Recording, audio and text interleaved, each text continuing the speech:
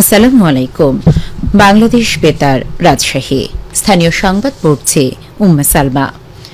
বন্যায় এখন পর্যন্ত দেশের 11 জেলার ৪৫ লাখ মানুষ আক্রান্ত হয়েছে বলে জানিয়েছে দুর্যোগ ব্যবস্থাপনা ও ত্রাণ মন্ত্রণালয়।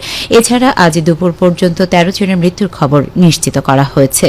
নিহতদের মধ্যে কুমিল্লায় ৪ জন, কক্সবাজারে ৩, ফেনীতে ১, চট্টগ্রামে ২, নোয়াখালীতে ১, ব্রাহ্মণবাড়িয়ায় ১ ও লক্ষ্মীপুরের ১ জন রয়েছেন।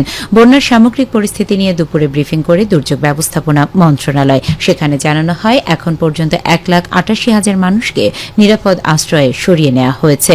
পরিস্থিতি মোকাবিলায় আইনশৃঙ্খলা রক্ষাকারী সব বাহিনী একসাথে কাজ করছে। ব্রিফিং আরও বলা হয়, কুমিল্লা, ফেনীতে পরিস্থিতি তদারকিতে অন্তর্বর্তীকালীন সরকারের উপদেষ্টারা অবস্থান করছেন। দুর্গত মানুষদের জন্য সাহায্য হিসেবে সরকারিভাবে ৩,৫২,০০,০০০ টাকা এবং ২০,১৫০ মেট্রিক টন চাল সহায়তা হিসেবে প্রদান করা হয়েছে বলেও জানিয়েছে দুর্যোগ ব্যবস্থাপনা ও ত্রাণ মন্ত্রণালয়। এছাড়া দেশের সব জেলায় পর্যাপ্ত ত্রাণ সামগ্রী মজুদ রয়েছে বলে জানানো হয় মন্ত্রণালয়ের পক্ষ থেকে।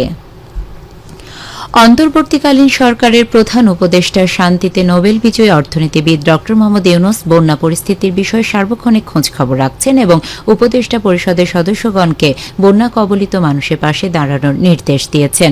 গতকাল সন্ধ্যায় রাষ্ট্রীয় অতিথি ভবন যমুনায় অনুষ্ঠিত ক্যাবিনেট সভায় তিনি এই নির্দেশনা দেন। প্রধান উপদেষ্টার প্রেস সচিব শফিকুল আলম এক প্রেস ব্রিফিংয়ে বলেন, ক্যাবিনেট বৈঠকে বন্যা পরিস্থিতি নিয়ে বিস্তারিত আলোচনা হয়েছে এবং প্রধান উপদেষ্টা ড মোহাম্মদ ইউনূস উপদেষ্টা পরিষদের সদস্যগণকে বন্যা কবলিত এলাকা পরিদর্শনের কথা বলেছেন। তিনি জানান, সর্বশেষ হিসেব অনুযায়ী ১০ জেলার ৩৬ লাখ মানুষ ভয়াবহ বন্যার কবলে পড়েছে। দুর্গত মানুষের পাশে দাঁড়াতে উপদেষ্টাগণ এই জেলাগুলো পরিদর্শন করবেন বলেও তিনি উল্লেখ করেন। অন্তর্বর্তী সরকারের উপদেষ্টা হিসেবে প্রথম মাসের বেতন বন্যার্তদের জন্য ত্রাণ তহবিলে জমা দেওয়ার ঘোষণা দিয়েছেন যুব, ক্রীড়া এবং শ্রম ও কর্মসংস্থান মন্ত্রণালয়ের উপদেষ্টা আসিফ মাহমুদ সজীব ভূঁইয়া। গতকাল সামাজিক যোগাযোগ মাধ্যম ফেসবুকে নিজের ব্যক্তিগত প্রোফাইলে এক পোস্টের মাধ্যমে তিনি এ তথ্য জানান। ক্রীড়া উপদেষ্টা বলেন, তার প্রথম মাসের বেতন প্রধান উপদেষ্টা ত্রাণ তহবিলে দেবেন। সংকট মোকাবিলায় সকলকে এগিয়ে আসারও আহ্বান জানান তিনি। এর আগে গতকাল ফেনী সহ ১২টি জেলায় আকস্মিক বন্যায় বন্যার্ত মানুষের সেবায় সর্বাত্মকভাবে অংশগ্রহণ করার জন্য যুব উন্নয়ন অধিদপ্তরে নিবন্ধিত সব যুব সংগঠনের সদস্যদের প্রতি আহ্বান জানান যুব মন্ত্রণালয়ের উপদেষ্টা আসিফ মাহমুদ। তিনি বলেন, যে কোনো সংকট ও দুর্যোগে বাংলাদেশের সংগ্রামী যুব সমাজ সেবার ব্রত নিয়ে কাজ করতে পারে। এবারের বন্যায় সবার সম্মিলিত অংশগ্রহণে দুর্যোগ প্রতিরোধ সম্ভব হবে। বাংলাদেশ উদ্ভূত বন্যা পরিস্থিতি মোকাবিলায় সহায়তার লক্ষ্যে স্বরাষ্ট্র মন্ত্রণালয়ের জননিরাপত্তা বিভাগের দুর্যোগ ব্যবস্থাপনা সহায়তা সমন্বয় সেল গঠন করা হয়েছে।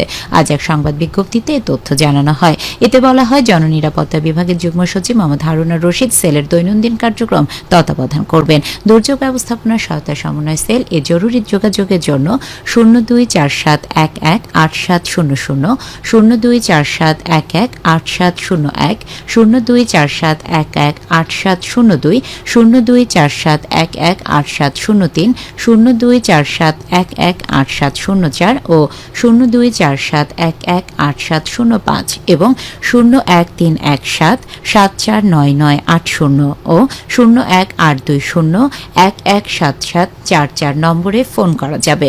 সমন্বয় সেল দুর্যোগ ব্যবস্থাপনায় সংশ্লিষ্ট সকলের সাথে সার্বক্ষণিক যোগাযোগ রক্ষা সহ প্রাপ্ত তথ্যাদি সংশ্লিষ্ট কর্তৃপক্ষকে অবহিত করবেন এবং সার্বক্ষণিক ফলো আপ করবেন বলে বিজ্ঞপ্তিতে উল্লেখ করা হয়।